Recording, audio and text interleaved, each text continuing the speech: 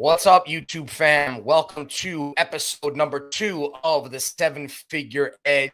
Today I have Kevin Rogers. Kevin Rogers spent years traveling the country as a stand-up comedian, working the circuit with now famous comics like Chris Rock, Louis C.K., Billy Gardell, and many more. After a decade performing comedy, Kevin retired from the road and married the love of his life. He also discovered a new professional passion: direct response sales copywriting. He spent 10 years as a freelance copywriter, writing and chiefing the sales copy for high-profile, insanely profitable product launches with the industry's top producers. Things changed again when Kevin discovered how a simple joke formula could be used as a powerful marketing hook and began teaching to marketers as the 60-second sales hook and released a book by the same name.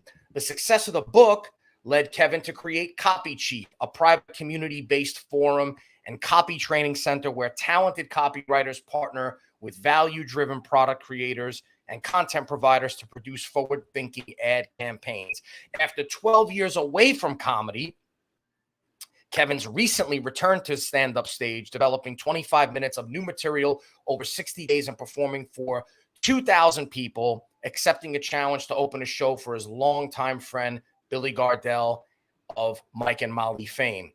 Kevin is the Amazon best-selling author of The 60-Second Sales Hook and founder of Copy Chief, a thriving community of the world's top online marketers. Kevin, welcome to the show, brother.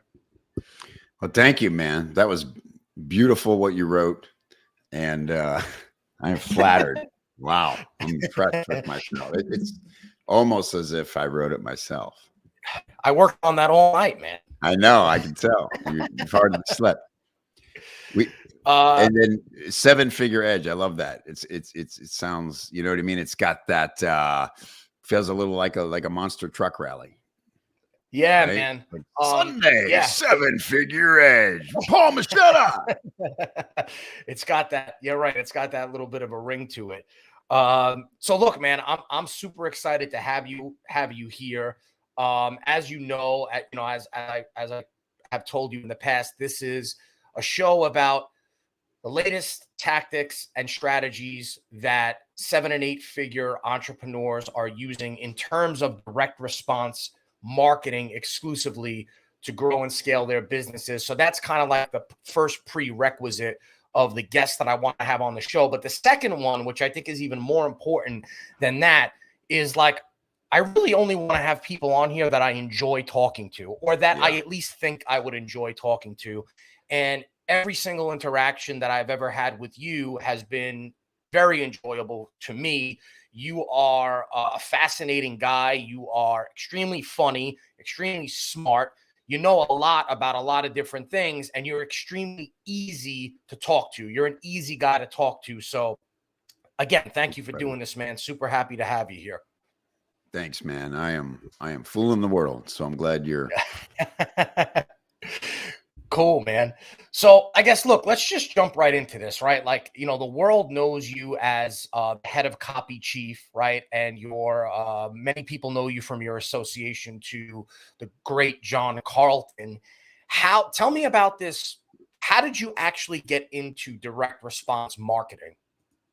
Yeah. So when I quit stand-up, I was just really burned out, tired of being broke, tired of being at the mercy of other people's agendas.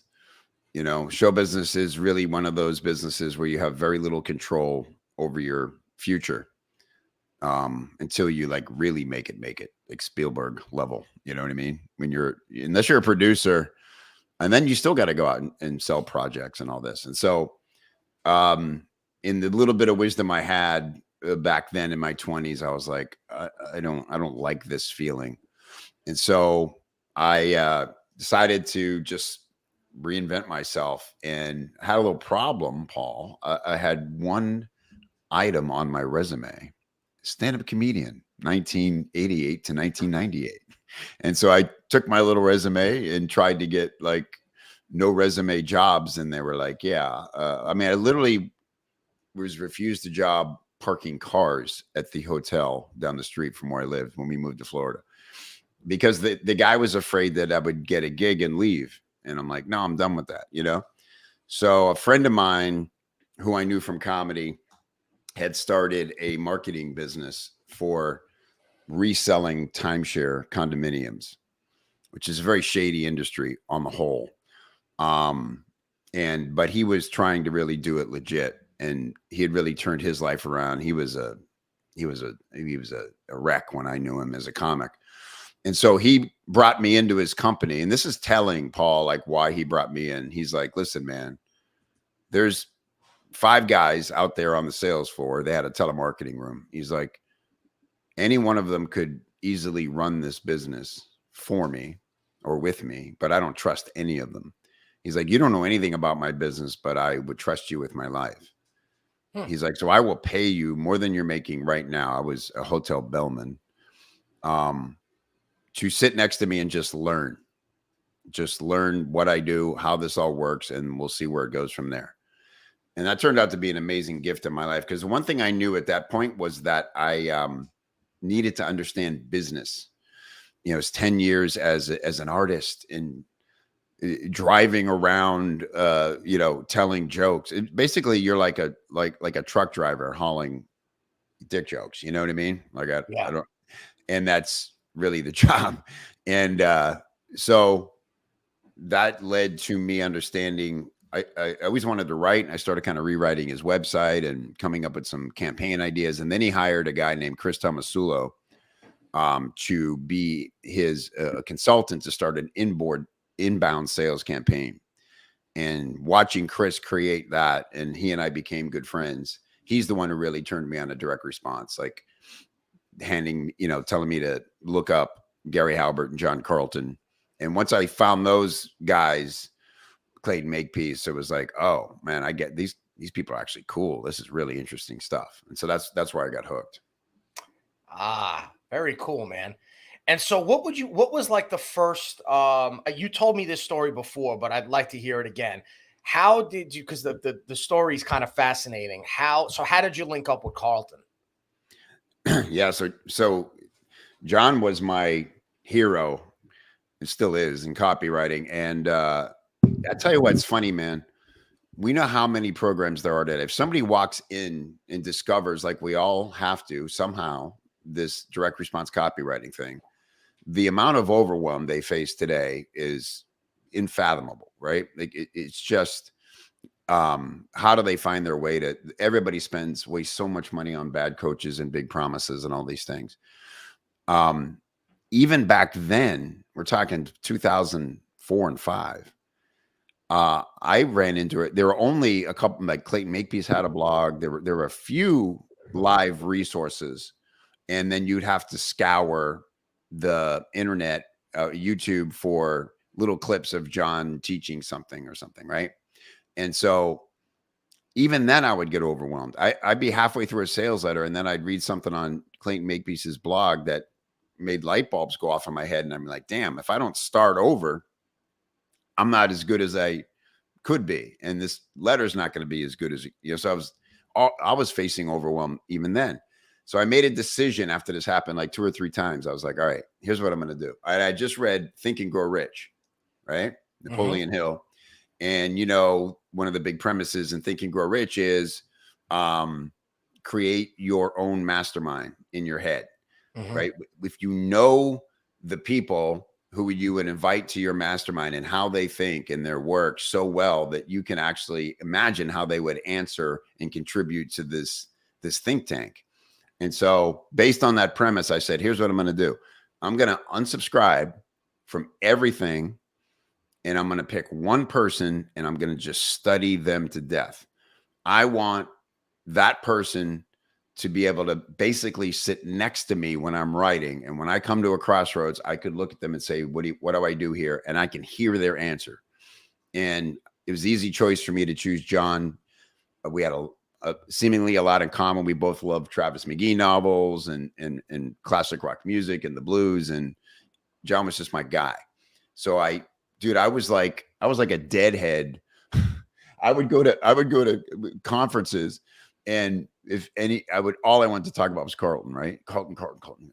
And some people, my God, like relax, dude. And I would ask people like, hey man, do you have any of his like stuff that because nothing's available really to buy. He had the Kick-Ass Copywriting Secrets of a Marketing Rebel, but that was it. Yep. And then one girl's like, I think I have a PDF of all his letters. I'm like, what?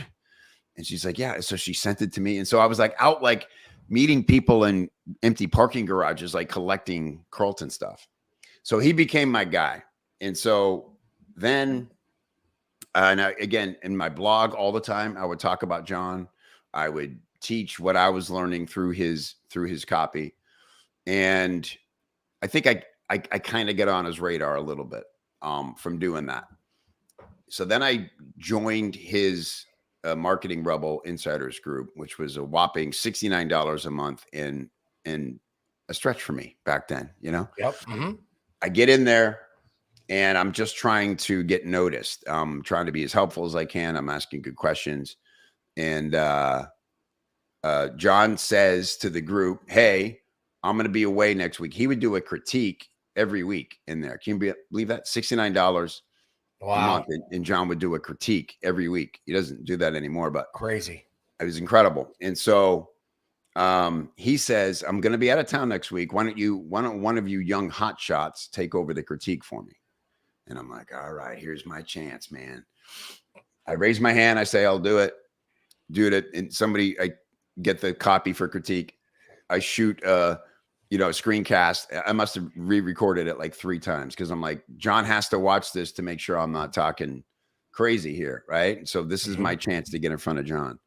So I do that. John says to me, writes me and says, hey man, good job. You made some really salient points. He's like, let me know how I can return the favor. Took me all of 7 seconds to write back and say, man, here's what I'd love. I'd love to just send you some of my copy.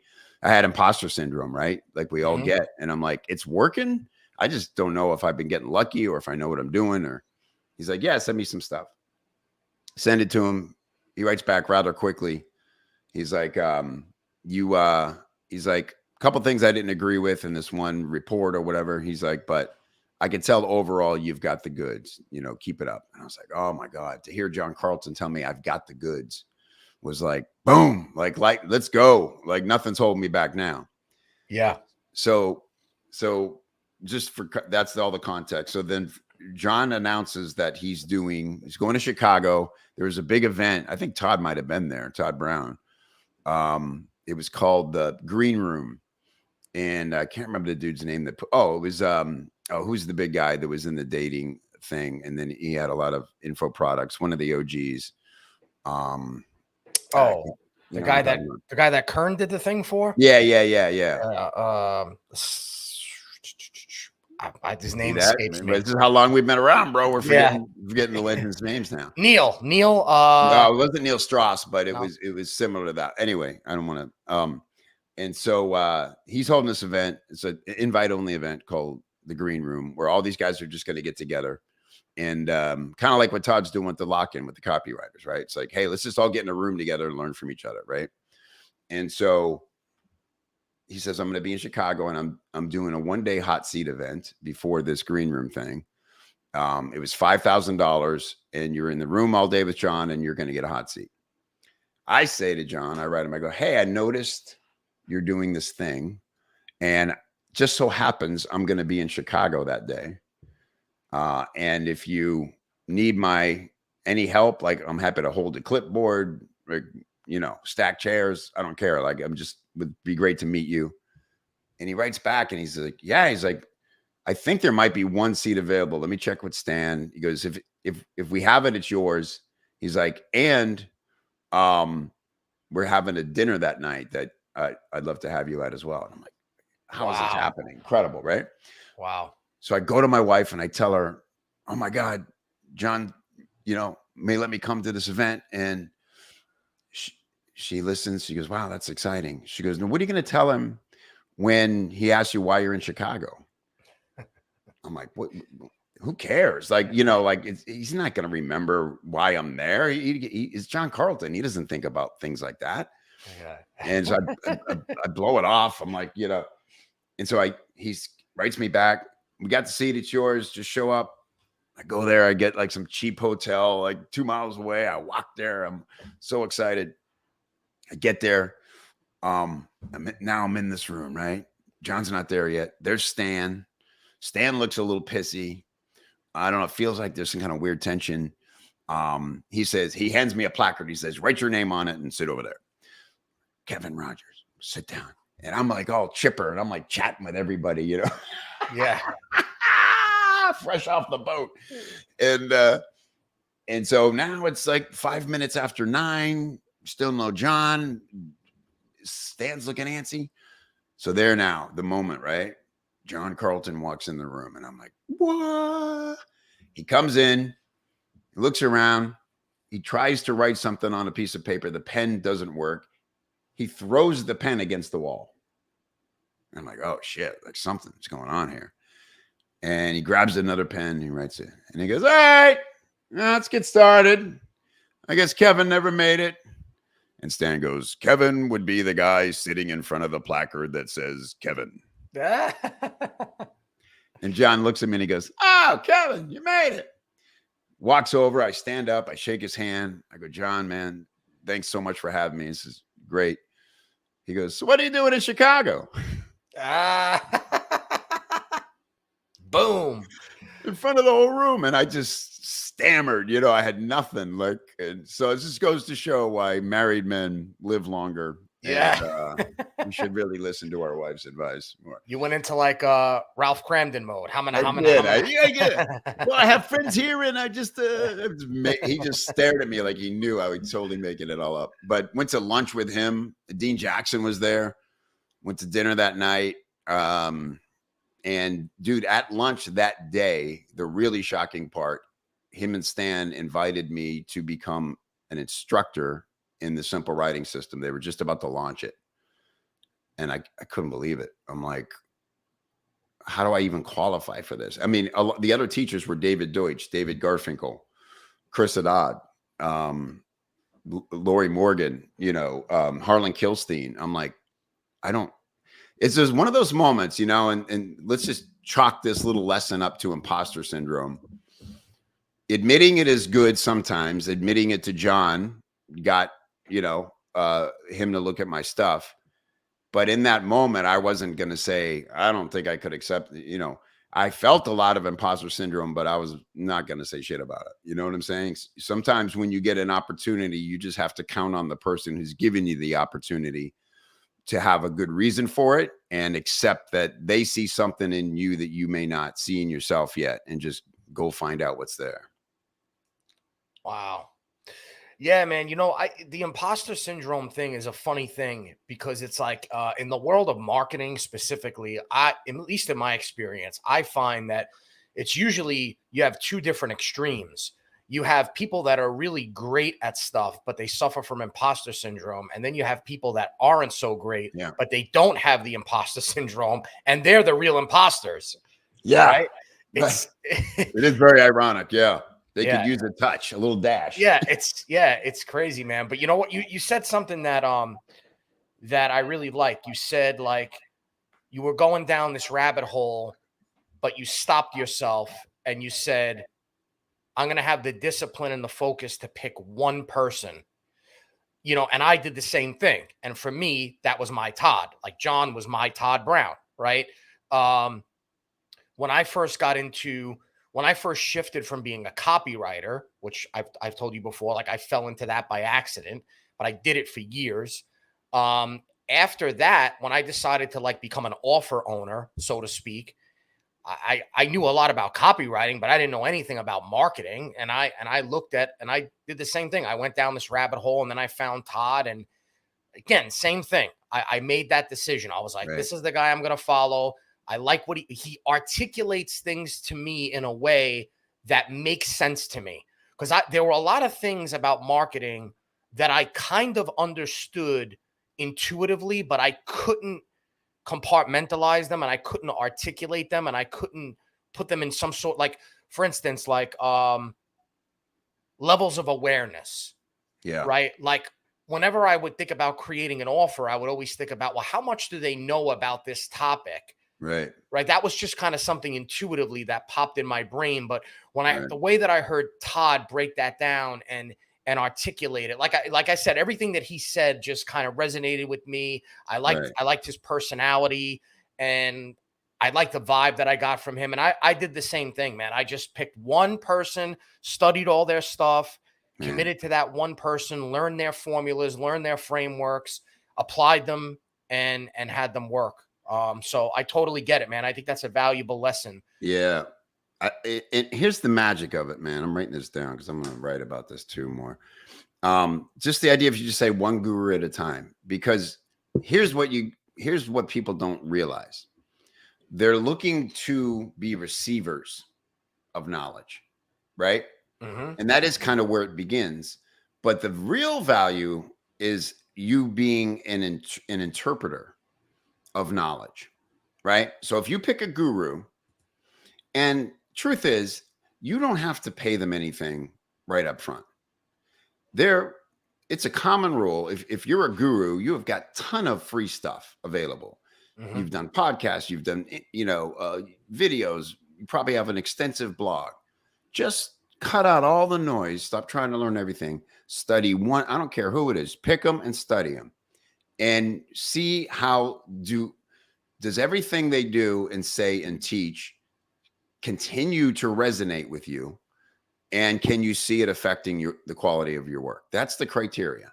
And if it stops or it runs out and you start to go, I don't know, I might start to question this person's character, pick the next one. Have a list of 5, right? Go through them all.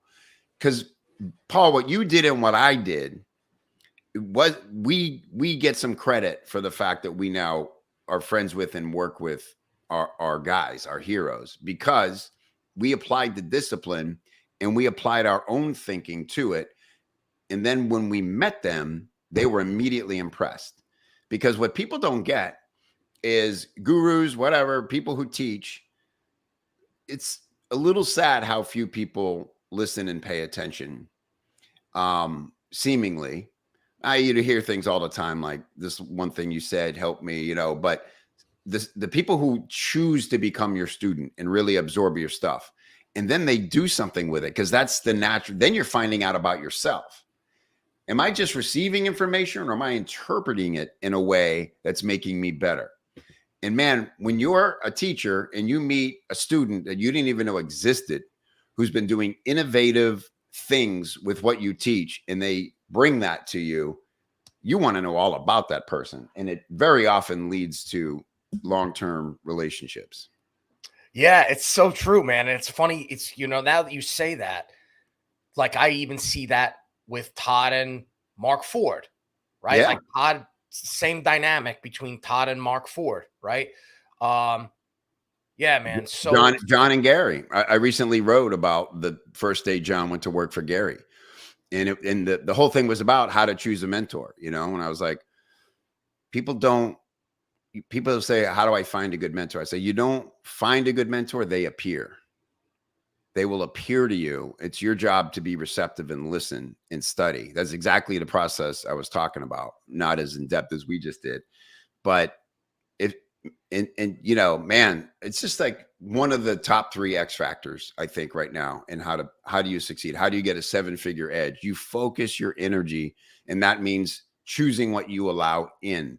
If you're running around and you're in 10 different Facebook groups and you're just wanting to validate yourself for that day that you're present, that you're here, look at most of the stuff you're probably posting. Oh, me too. Oh, I heard about that. Oh, I wanted to go. Nobody gives a shit what you meant to do or what you kind of know. It's just not, it's not relevant. It doesn't. Just be the guy or the girl who's quietly in the corner, observing and learning. And all of a sudden you're going to show up on the scene as a respected figure, and people are going to like, where did they come from? They came from trusting themselves in their process and not just trying to raise their hand every time somebody asked a question. Yeah. Good point, man. Well said. I read that. I saw that post about John's first day and how he Gary kept telling him, this is shit. This is 17 drafts. Yeah. 17 drafts. 17. Yeah. I was going to say 16. 17 drafts. Wow. Crazy, man.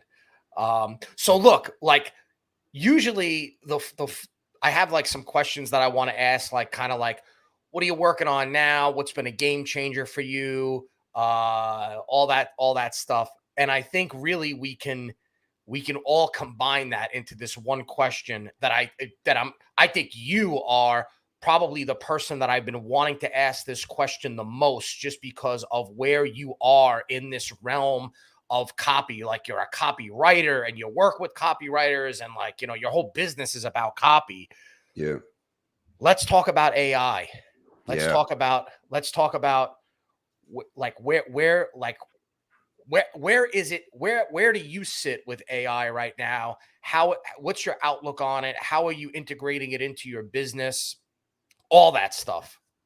Because Yeah. I think right now we're at a really special moment in time Yeah. when it comes to this stuff.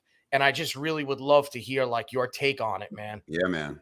You're right. We are. It's what are we? May 5 + 3, 8 months in to when ChatGPT came on the scene. And we've been now, I think of it as the stages of grief. Right? First, it's like, what is it? Denial. Denial. That's a big one. Everybody's like, oh, look at this stupid prompt. And it's stupid. You don't know what you're doing yet. Right. So everybody's like trying to deny it. Then there was like anger. Oh my God, it's taking our jobs. Then there was some acceptance. Right. Okay. Yep. Well, actually, I think we can actually use this to help us. And then there was like, whatever comes after that. Right. And so now here's my metaphor for it. And this occurred to me. We were talking before we came on about Perry Belcher's event a few months ago, which was, I think, with the first real AI event for our industry, where you just got the download. And my takeaway from that event was, by talking to people there, talking to people about if they're going, if they're not going, AI is a giant, like a 10-foot wave. We're all in the ocean and we all see this wave. Half the people are like, damn it, I'm about to drown. And the other half are going, damn, where's my surfboard? Yep. And that's it. There's two. You're on one side or the other. And I'm here to tell you, as copywriters, if nothing else, even if you have limited marketing experience, you have a surfboard. You just have the courage. You just need the courage to get on the damn thing and wipe out it in that wave if you need to. But if you're just succumb to drowning, you shouldn't have been in this business anyway, frankly, because I know it's scary. It's overwhelming. It's a lot, but it takes courage to become a copywriter. It's a courageous choice to say, I'm not only a writer, which most people in the world would never, ever dare to call themselves. Most people will tell you, I'm a horrible writer. I'm a horrible writer, right? They either liked math or they liked writing in school. And most people didn't like writing.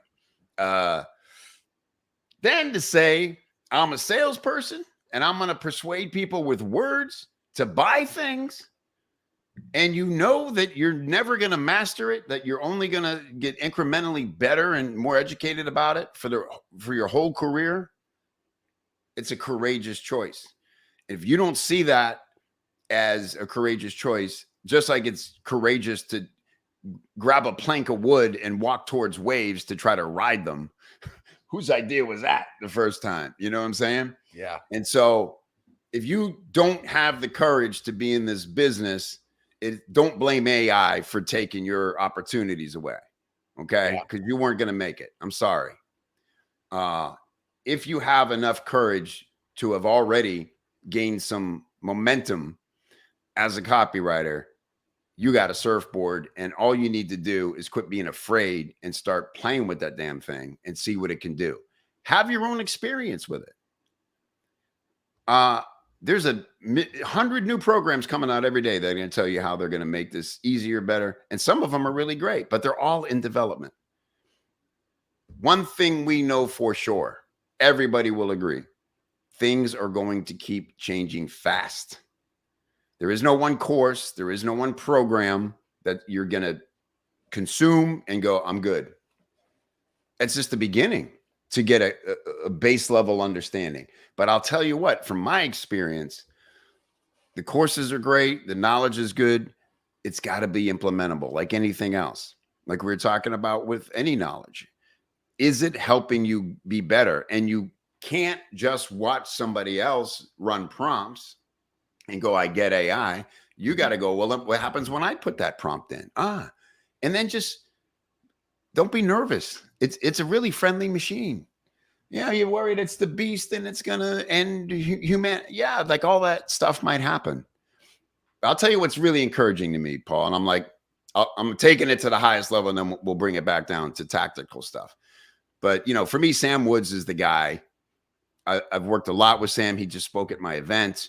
He spoke at Brian Kurtz's event. I had to follow him after he stunned the room of legends, you know, because he's the most educated guy I know about what AI is capable of, what it's going to be doing next, and how it affects our business in particular.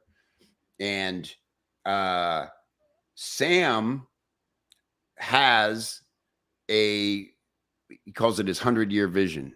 And I asked him, why are you teaching? What's your end goal with this? Because he doesn't want to do these workshops, dude. He doesn't want to fly to talk to masterminds. He's doing it because it's a great opportunity. You know what he wants to be doing this year? He was going to take the entire year off and go learn how to write Shakespearean sonnets. That was his goal for this year. He got pulled into all this because he's been the guy on AI for a while. So he's following the energy, right? So I said, what's your end goal? He's like, look, man, the big picture is these technologies have been around. They're in use in ways we don't even realize. And so far, they've been used to take away our freedoms as humans, as citizens, only to take away, to spy on us, to judge us, to, right? All the things. Yep. He's like, if you look at any time tyranny is at play, the only thing that ever stops it is an uprising. And the people who start uprisings are creatives. They're the artists, the musicians, the activists, right? Mm-hmm.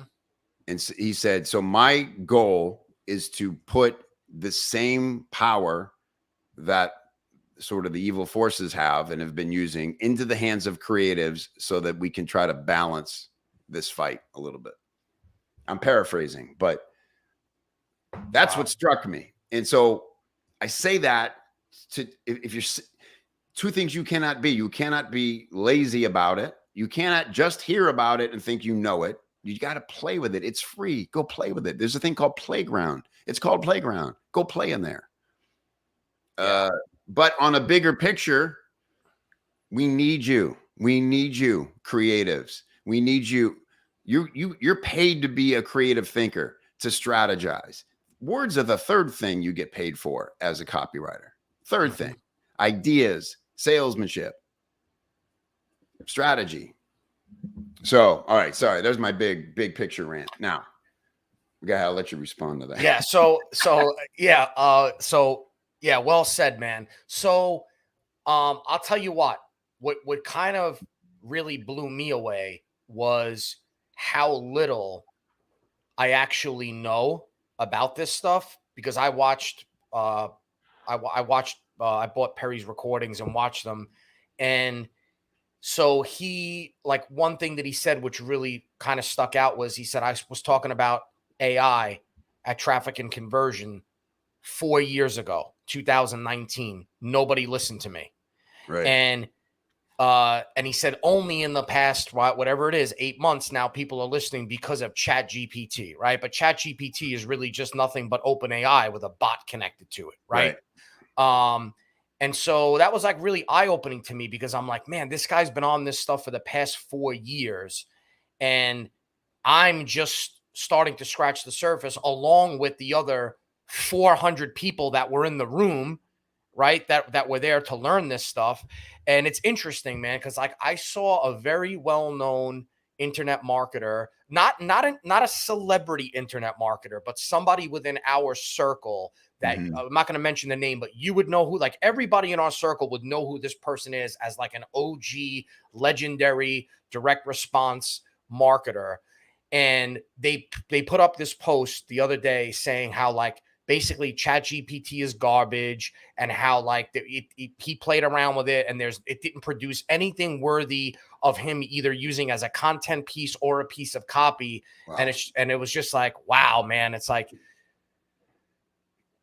really? Like that's the extent of like what you think. That's the litmus test that you gave this thing, was like you gave it a couple of prompts and you just decided that and That's it's almost it's that biased way of thinking. That's just what he wants to think, right. what he wants to believe. He just wants to believe that it will never replace a human, or that it can't replace a human, or and it's just that limited kind of way. It was shocking to me that was limited. Well, he's unevolved, because he's still in the denial phase. Like I was saying, like that was everybody in December. Yeah. And the fact that he's just now arriving at December, I'm sorry, but that's how fast this stuff is moving. And again, are you riding the wave, or are you trying to let it kill you? Right. Yeah. That's just ignorant. So ignorant. Like you said, he went in with it with a cognitive bias, and he made it come true. So well, I'll tell you what, man, like when I was one of those people that was in the denial phase as well. But the one thing that Perry opened my mind to is the amount of opportunity that we have now. Like so many of us were not seeing that. We were just seeing like what we think it could take away from us, and not seeing the yang, right? The yin to the yang, like the flip side to that. There is so much opportunity now to grow and leverage your business faster and bigger than ever before, for the least amount of money. I mean, he built a 95,000 page website, he said, in 20 hours for pennies on the dime, for pennies on the dollar. Dude, have you heard of God mode? Yes. So God mode is, you basically give AI instruction, and you say, here's a problem I want to solve. And it says, how would you go about solving it? And it gives you its ideas for how it would look to solve that problem. And if you agree with that being a good first course of action, it's basically research. You go, okay, go with that. And it just runs. And it's kind of thinking, but it's not human thinking. It's just researching, is what we propose the possible solution, right? And then it stops at a point, you review that, and you go, okay, let's forget this, this, and this. Let's go with this. You agree. And you know what you'd have to pay a room of experts and researchers to do that same thing exclusively for you? Forget for about it. Days and hours and weeks on end. I mean, come on. Dude, it's like any innovation. It's people who see big pictures and have ideas, and you can't be afraid. This wave hit accounting when QuickBooks came out. Half the accountants were like, we're done. Nobody's going to need me anymore, because they got this machine to do it. And the other half were like, holy crap, our lives just got easier. Yeah. Because good clients, I was in that room of those 400 people at Perry's thing, and I can tell you 60 at least % of them, based on, my one person survey, were looking for somebody who understood this to run it for them. They weren't looking to replace people. They were looking to hire people who understood this stuff. So look, let's talk about some actual case studies. You want to? Yeah, man. Absolutely. So here's how I've been doing it. Look, and I'll tell you this, I am a purist writer now living in an AI world. I would never sit down to write something to my audience hoping, and go to ChatGPT hoping it could write it for me. That's never going to happen. Dialogue with your audience, to me, is the single most valuable thing you can have in this business. And that means human connection, back and forth. But again, so you think, okay, what are the most important parts of this job for me? What have I become good at? What can't the robots do? So you just have to start with that pure thing. I'll tell you this, though, when I do go to write something, I'll just ask, what are the most common issues facing this avatar to gain this result? it'll give you 10 things. You probably, if you know your market, knew all of them, but you might not have thought of combining 2 of them, or you might have been overlooking 3 of them. You know what I'm saying? And so it's a creative collaborator that helps you think through ideas. If you think about it, this is what you and me, Paul, we sit ourselves in a room. All we have is notebooks, and we start going, what do we know about freelance copywriters and what they struggle with? We're going to come up with a list of stuff, but we're still bringing all of our bias in limited view of it from what we experienced, what we hear from other people. ChatGPT has none of that. None of that bias. It's scraping all of the internet for the top. What has risen to the top is the most common core issues, and it's just giving them to you, right? And there's no way to say, oh, I tried it. If you want it to replace you, you should be glad to fail. If you're prompting it to write something in your voice that you think is as good or better than you could write, you be glad it failed. Yeah. Like I should be celebrating, not trying to debunk it. Now, here's what I did recently, Paul. Every time I run a launch for my Escape Velocity program, in any program I run, we send out a Dean Jackson style 9-word email with a very simple question. And I do my best to collect as many responses to that question as possible. It's basically the what's holding you back question. So this last one I ran, this was just last week. What is the number one thing keeping you from getting what you want as a freelance copywriter? The wording there is important because I'm not leading them anywhere. It's all up to them to decide. It didn't say keeping you from earning 6 figures. My agenda is not on display. Keeping you from getting what you want, whatever that is, right? 75 people responded. I responded back to all 75 of those people, which is incredibly valuable for me as a guy who wants to truly help these people to understand, to create, further these relationships. And then I did what I always do when I run a campaign like that. I took every single response and I loaded them into a single Google Doc, just the pure responses. Again, this is copywriting gold, right? It allows us to use the language of the market. It allows us to get ad ideas, everything. But then I took it to ChatGPT and I said, I'll tell you exactly what I said. And this is how simple a prompt can be. All right. This is the exact prompt. First of all, I like to have a nice relationship with it. And so I said, good morning. And it said, good morning. How can I assist you today? I said, I recently sent out an email to my list of readers and asked a question. At the time, there were 64 replies. I would like to load all the replies for you here and create a knowledge base that you can summarize to identify the core issues found in those responses. Are you able to do that for me?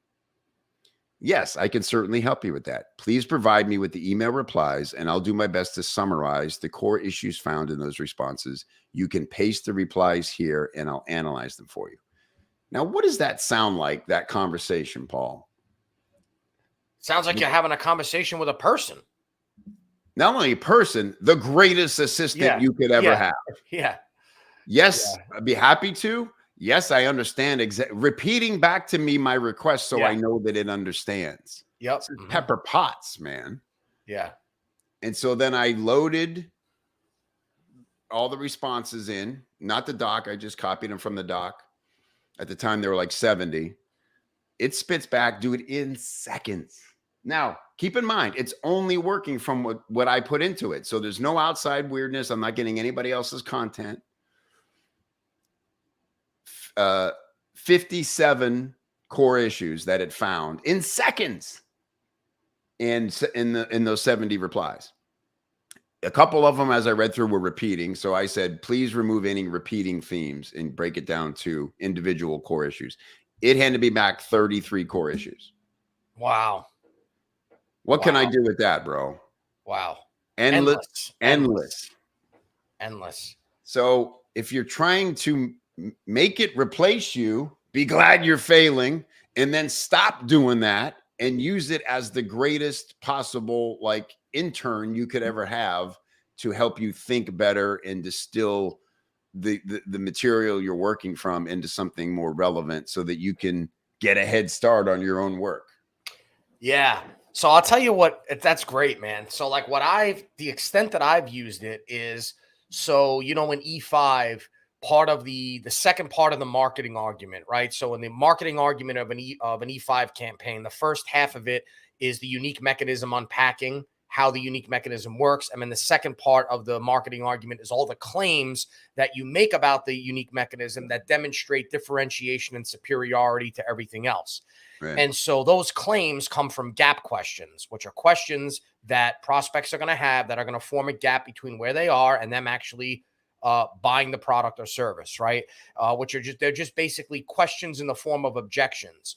So like what I've been doing with it is I'll put a prompt in that says like, I just created this course on XYZ, and here's the promise that I delivered to my prospects, blah, blah, blah, blah, blah.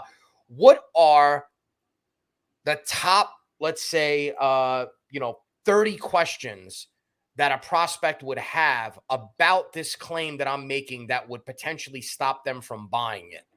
And then it spits out all those gap questions. And then same thing, I ask them to group them together so that I can kind of put them into categories. And then from there, now I'm able to formulate my claims, right? And my benefits from that. But like, some of that stuff used to take me forever to do, like to sit there and think about like, and I'll tell you what, just like you said before about the bias.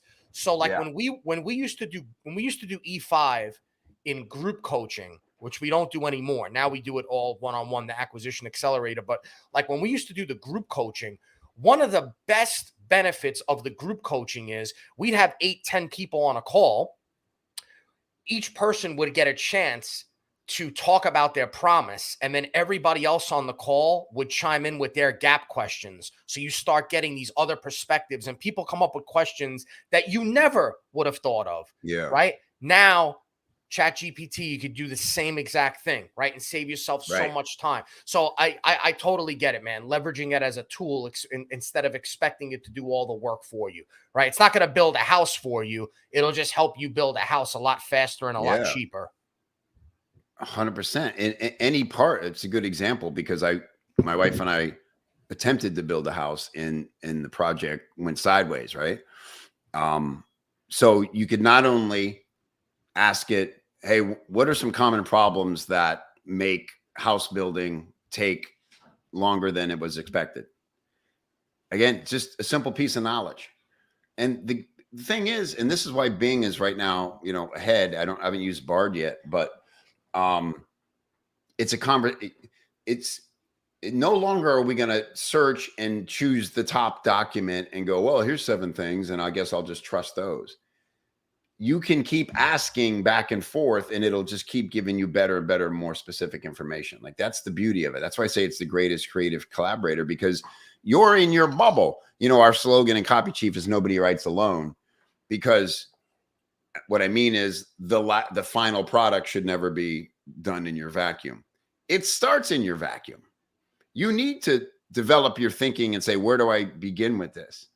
And it used to just be, again, we only have our most recent cognitive information. And sometimes those things align in a way that creates magic, but it's limited.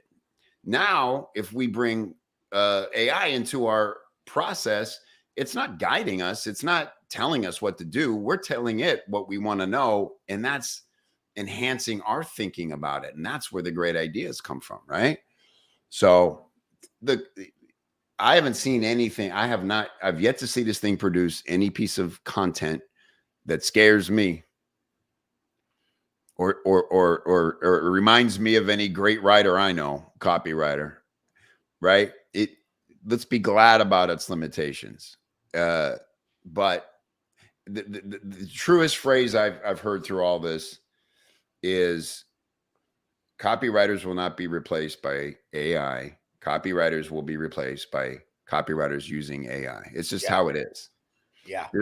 I'm convinced now, 8 months into this, there is just no possible way a copywriter not using AI could consistently beat one who is. Yeah. I know I say that and people love to show me some study somebody ran. I'm not saying, I just talked to somebody the other day who's in a really high volume market. And they said they're testing their team of writers against AI for emails or ads or something. And hasn't beat them yet, which is great. He said, but it's getting closer every time. It gets a little better. And again, he's not looking to replace his team of writers. Look, we can't stop the change. Maybe being told to write a 5 email sequence and come up with it. Just how limited does that feel now for one human to sit and do that and come up with those ideas as opposed to having this tool? Well, guess what? If you're the guy writing emails now and figuring out how to use the tool to make them better, whatever job gets replaced that you're doing now, you're going to be in the better seat next time. So you're going to go from copywriter to CMO or whatever. Yeah. Don't be a pussy. Like, use the thing. And you know what I mean? Man, it just gets me riled up. Like I said, it's a courageous frontier. And if you're just going to be afraid, then you're in the wrong business anyway. Yeah. So with that, let me ask you this. So I want to ask you 2 questions. One that I'm just curious of is how much moving forward now. I also know that I think you said you brought Sam Woods into Copy Chief now. He's like a part of. He's our official advisor. Yeah. Okay. So still has his own products and his stuff, but yeah, he advises us. Yep. Got it. Okay. And so like now moving forward, how much emphasis are you putting on integrating the AI into the training of what you're teaching, people? I'm so glad you asked this. Listen to this. So I'll summarize the story, is not to ramble on. Here's the real magic that happened in Vegas. I ran into our friend Matt Lights, who I'd only met once before at a Top One event. If people don't know, Matt Lights is the founder of Bot Builders. They created WeChat. It's right. They're the leaders in chatbots. Yep. He had an idea for a new chatbot he could build connected to OpenAI that would be like the most user-friendly version imaginable of OpenAI because of the prompts. He mentioned it on a webinar that wasn't even on that topic and sort of accidentally pre-sold $100,000 worth of this idea for software. So suddenly he had an urgent need to get it done. So he came to me and he's like, I think I have an idea how we could collaborate. He's like, this is what I need. And I'm like, dude, I was just talking to my guy, Rob, and we were dreaming of how could we get built a thing that leverages all of our best frameworks in Copy Chief to put it at people's fingertips. So dude, we spent the next 8 hours. I didn't even see day 2 of the conference because Rob and Matt and myself sat in my hotel suite for 8 hours and wrote this software. And so it's called Automator. Version 1 now exists. And then version 2, we already have through version 5 planned. Here's my dream, Paul. I want when freelance copywriters start their day at work, I want the first thing they do instinctively is to open Copy Chief and go to what I'm referring to now as their home screen. Mm-hmm. And I want everything they could ever need to make their lives easier and better, and more productive, increase their revenue right there on the dashboard. All right. And so we're integrating our proven formulas, frameworks, all of our knowledge about what works best in copywriting, the fundamental stuff, into Automator. So you want to say, I want to think through an ad campaign. I want to think about how to position a new product. 4x6 copywriting formula is built in there. And so all it does is ask you questions that you answer, and it starts building out those assets for you. Just like we would do when we sit down with a client. Same process we have to go through, right? And dig this. Then you have knowledge bases of each of your projects. Because as you know, Paul, you got 3 different businesses. across 3 different niches. The task switching part of it is so mentally exhausting. That's what takes so much of your time. It's like, all right, where did I leave off on this? You have to like completely re-engage your brain on where you left off for that project, right? Now you're building a knowledge base of that project all along in one file. And so you've got your stuff, but then you can ask ChatGPT to add to it, to attempt to write the base of an email based on these things or whatever. And again, might give you the 80%, you take the 20. Beyond that, man, again, just the dream of this sort of like Copy Chief homepage. As a freelancer, you sit down, that's there. Your project management is all built in, right? So it's sending reminders to your clients, all the human error that screws up projects between clients and copywriters taken care of. And then leads, your prospecting. We always have leads we're bringing in. You'll see a list of the ones that are most relevant to you. You'll have a list of what the prospecting you've done, the calls you have coming up, the calls you've had when you need to follow up. You know what I'm saying? That's only possible. This has been my dream, honestly, for like 4 years now. My BHAG, my big, hairy, audacious goal for what Copy Chief can be. After that day with Matt, I'm like, we can have this in 6 months or a year. Like it's the technology is easily there and possible. And here's the great thing. I think this is the future. You asked me about how we're integrating it with our teaching and courses. I think it's 2 things. One is to give people a super user-friendly interface that's connected to the latest versions of OpenAI, so they never have to worry about running around and trying to figure out what are the best new programs, or is this thing up to date?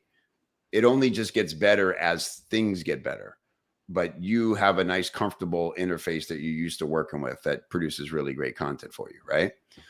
The other thing is, I wrote an email a couple of weeks ago with the subject line, RIP copy courses. And note that I'm a guy who's made a living selling copy courses. Yeah. Why would I write that? Because the writing on the wall that I see is, here's the problem with any course. You're doing it right now with the Perry stuff. The only way to get the knowledge and to do something with it is you got to sit there, keep your ass in the chair while you go through all these trainings, take a ton of notes, and then slowly start to implement it into whatever you're doing. It's an arduous process. What's going to happen in the future is we're going to build AI capability into what we teach. The frameworks are already built in there. I just have to explain to you what each part of the 4x6 is. You don't have to go execute it on your own. It's sitting there for you. And all you do is answer questions and fill things out, and it produces for you in real time. It takes away the self-implementation part that where we all get lost because we get distracted and we have limited brain capacity.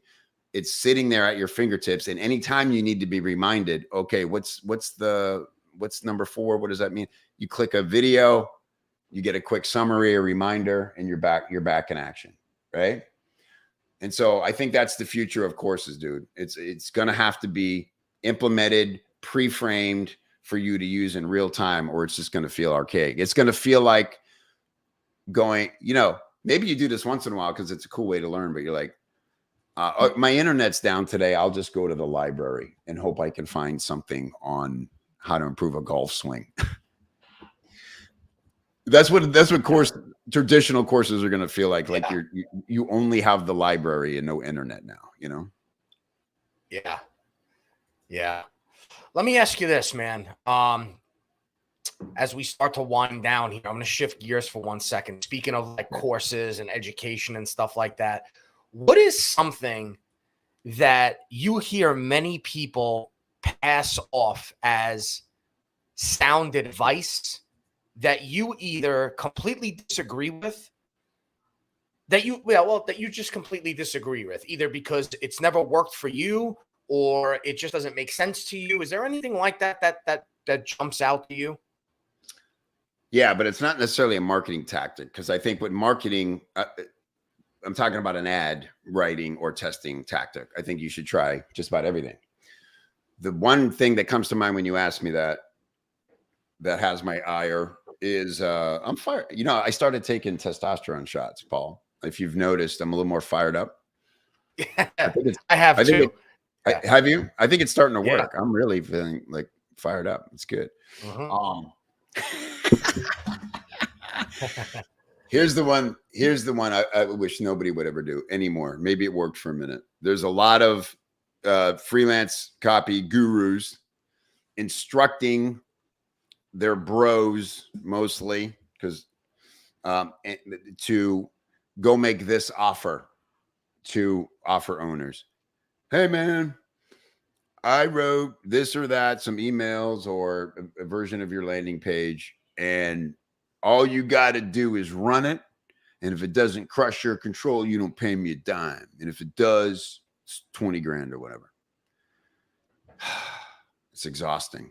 I've talked to a few people who actually took people up on this offer because it was like, well, I'm in this group and even they looked over the copy and they're like, oh, well, that legitimized it for them. Right.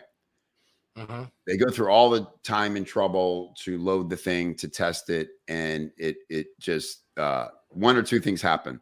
In the very few cases where it actually did beat their control, and then they pay the copywriter, and then that's it.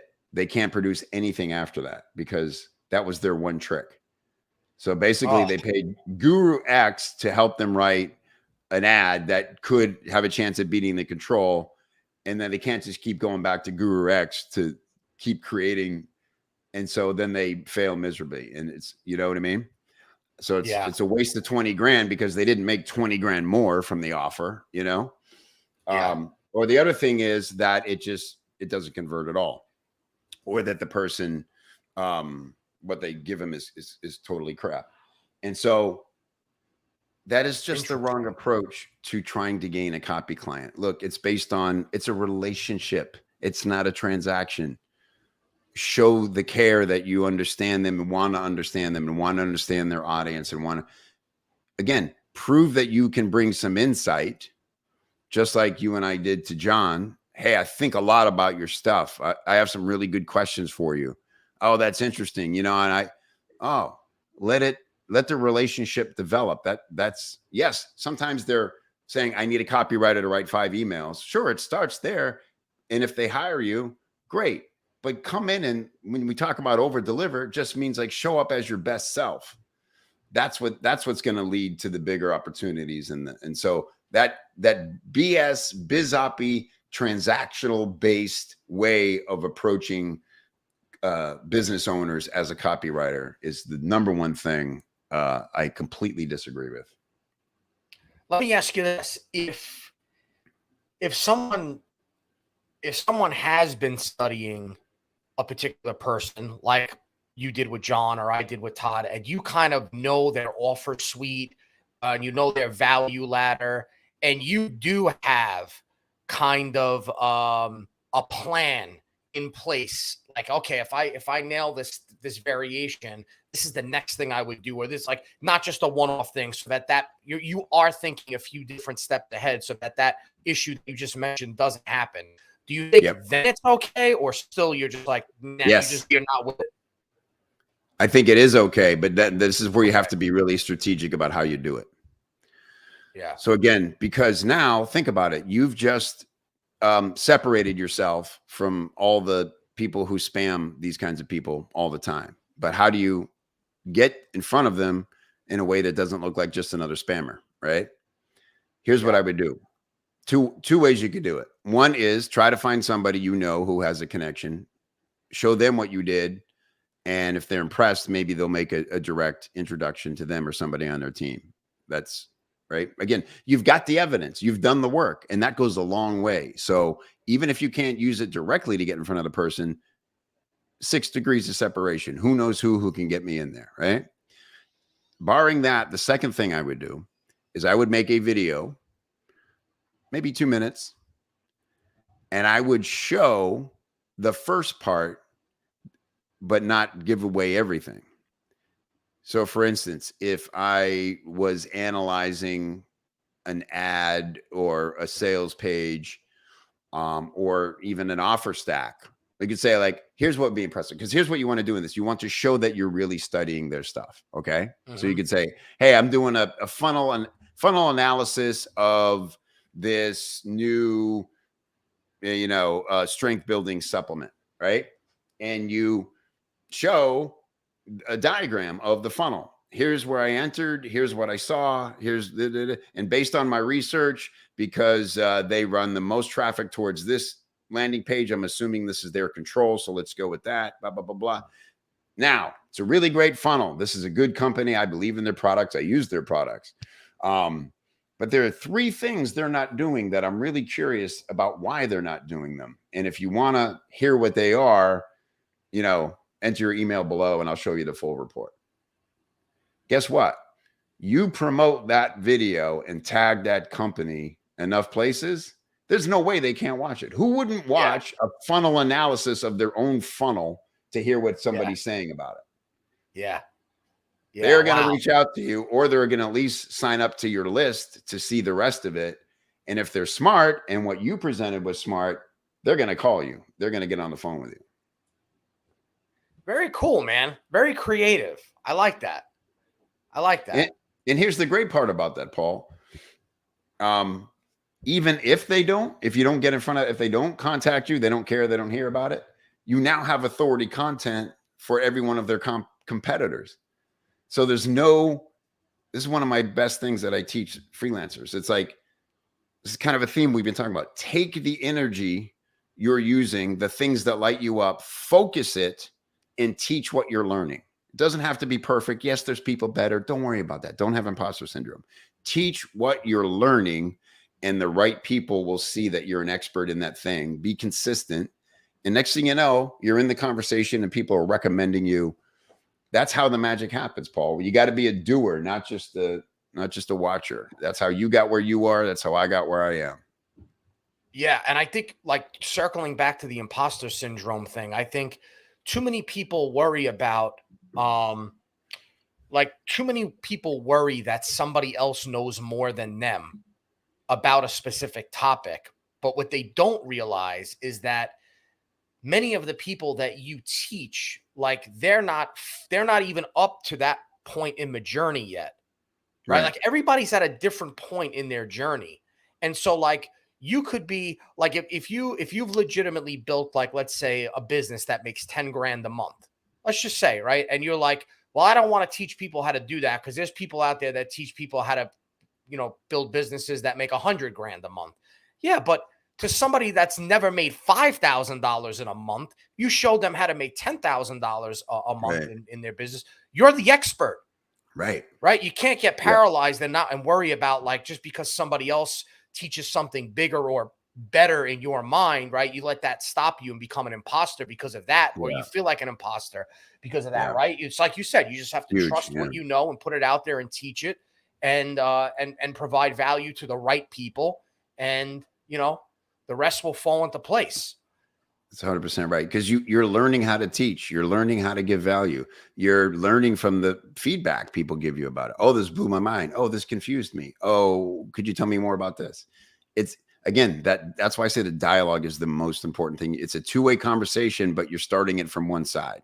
And when it becomes a two-way conversation, that's where it leads to interesting places. 100%.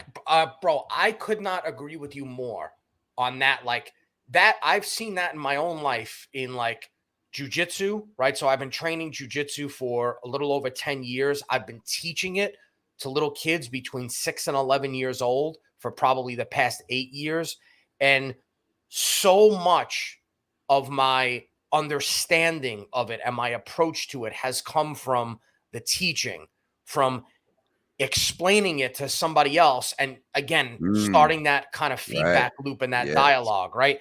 Same thing with, like, just coaching, right? Like, I studied E5 for years and applied it to my own business, multiple businesses, but it wasn't until I started actually teaching it to dozens of different business owners who are doing it in, vastly different markets, that I really understood it. Right. Because you know, when you're working in the vacuum of like your own business is always going to bring you the most you're going to learn is what you're limited by within your own business, if that makes sense, right? Like your Yeah. learning capacity, you can only grow but Right. so much. But like, you know, so like me applying E5 to like a supplement business or you know, an information business on communication skills is one thing. And then when I have a client who's an accountant, and now I'm answering question, and it's a completely different, it's like an offer where you have to, it's like a $50,000 offer for, you know, a phone consult to a $50,000 offer to implement this tax strategy into your business. If you're a 7-figure or more earner, it's just a totally different thing with a totally Right. different set of challenges and questions. And Right. you just, your knowledge doesn't expand until you're in those types of situations, Exactly where you right. have that dialogue, exactly like what you said. Yeah. I love your point about teaching. Like, think of it in the simplest terms possible, right?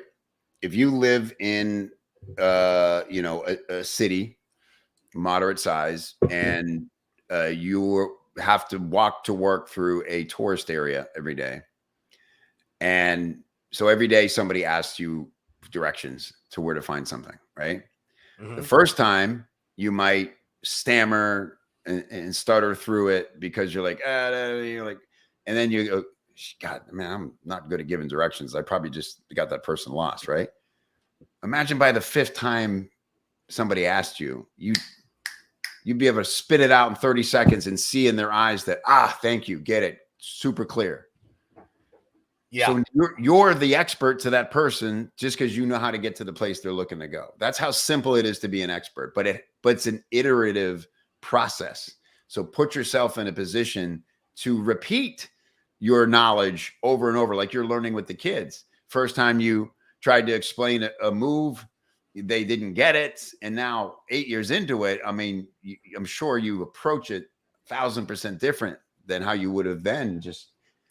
And that's, now you're a true expert. So again, trust the process. But man, if you hide and wait, they're gonna find you dead in that bush. Yeah, and you know what? You're right. And you know what? Another thing that you get from those reps is you wind up developing your own little arsenal of metaphors, stories, analogies, examples that when a client or a customer poses a question to you and it's similar to what another client asked, you have those in your back pocket that you can just, oh, okay, I got this one. I could Yes, use this yes, to explain this point, or this to explain yeah, that point, you know? And that only comes with, like you said, just yes, kind of just, dude. That's why I equate it 100% to stand-up comedy. I call those bits, jokes, bits, and hunks. So a joke is just a joke, set up punchline, right? yep. A bit is several jokes in a premise. So you got that bit. And then you have a hunk. This is a comic terms. A hunk is like several bits on a subject. You say watch any special and you'll be able to identify those, right? Same exact thing you're saying. You go, okay, when I say it this way, it works. Their eyes light up. And your brain goes, keep that in. So now that's a joke that works. And you go, Ah, oh, okay. What else do I need to teach him around that particular topic? I'll take all the jokes that work around that. I'll group them together. Now I got a bit. And then, so what's the larger, this is when now maybe you're going to create a course around it or something, right?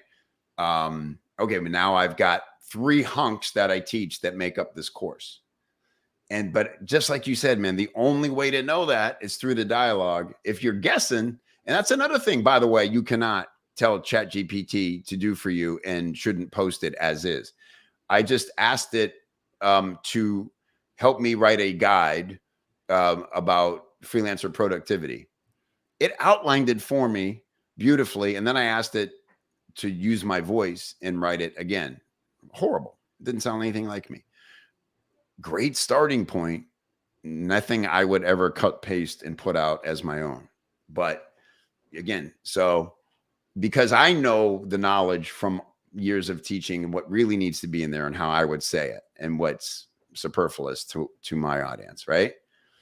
So I love it, man. It all comes full circle. Yeah.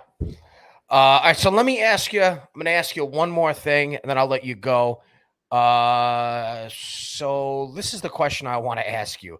What would you say was the hardest but the most valuable lesson you learned as an entrepreneur? Like something that maybe at the time seemed like the end of the world, or was like very frustrating and made you and almost gave you like a sense of feeling defeated, but maybe in retrospect, it turned out to be, a golden lesson that you learned. Is there anything like that on your entrepreneurial journey that stands out to you? Yeah. Yeah. I guess the biggest one that fits that criteria is when I made the official switch over from freelancing to owning the business and going all in on teaching with Copy Chief. It was January 2016, and I had been trying to do both. The reason I started Copy Chief tactically was so that it could incrementally replace my income as a freelancer, because I was getting really burned out. I was writing launch packages, dude, my whole career, and how exhausting that is, right? Yep. And so high pressure stuff. So 2 years into Copy Chief, it just had become like a second job because I didn't have the discipline to back off of the client work. I also had a writing partner that I felt responsible for, and I didn't think it was fair to him for us to be earning less as a team. And, he wasn't a part of Copy Chief. So I had to make the decision to literally fire my remaining clients. And it's hard to turn off money, bro. One client was paying us $10,000 a month to consult on their email. All I had to do was get on a call for 1 hour once a week. And my cut was $5K. Now, the problem was my partner, Ben, was practically writing their emails at that point. And that was very unfair. Right. And so I didn't like that. So it's kind of like when you're in a lame duck phase, when you know you're going to quit a job and or you quit and you're riding out your last month or something. It's like really hard to get motivated and everything sucks. And I felt like I was a little bit like in a lame duck because I knew I'd made this decision that I love teaching. I love this community. I really want to go all in on this. So I burned the ships in January of 2016. And man, that was the most counterintuitive thing. And it wasn't like the money was equal. I had to go that year and figure out, I had to reinvent my value to people and find out what they would pay me for, and how to get my income back up to where it was. And that was tough, dude. That was where I was like, yeah, this is why people don't do that entrepreneur thing. This is freaking lonely. I had mentors and I had people, and it's just when like good advice is good advice, but you're searching for something else. You're wondering who you are. Why do you do this? Is this what you really want? You're trial and error of offering too much and finding out there's no can't offer that again. That hurt, all those things, man. Those are the things that, again, this is a courageous journey we're all on. Everybody listening to this, watching this, those are the moments of courage where you're just like truly alone and you have to trust your instincts, go all in on yourself, and choose mentors wisely, and then filter through the advice you get. And man, if you're lucky enough to come out on the other side, the next big lesson for me was then about building team and finding help, because I was trying to do it all alone. But it starts with that decision to really go all in on something. To fully commit. Fully commit. Yeah. Oh, man. Good stuff, man. Enjoyed it. Really good stuff, man. So I'm just going to pop this on the screen right here. You guys want to go check out copychief.com. I also put a bunch of your links in the description to the video. Thanks. Anything you want to say to folks before we head out? I think that the big takeaway was focus one thing at a time, one lesson at a time, one training at a time, one guru at a time. don't move on to the next thing until you've seen some results from the first thing. I think that's the greatest disease that holds people back from what I learned. Everybody's got the story. I've got 10 things I haven't even started yet. Or, you know what I love when I hear when somebody tells me I can't join your program because I'm almost done with another course and I promised myself I wouldn't. I'm like, I love you. Please don't buy my course. I am banning you. You come and tell me when you're done that next thing, that last thing, and then we'll talk. You know, I love that.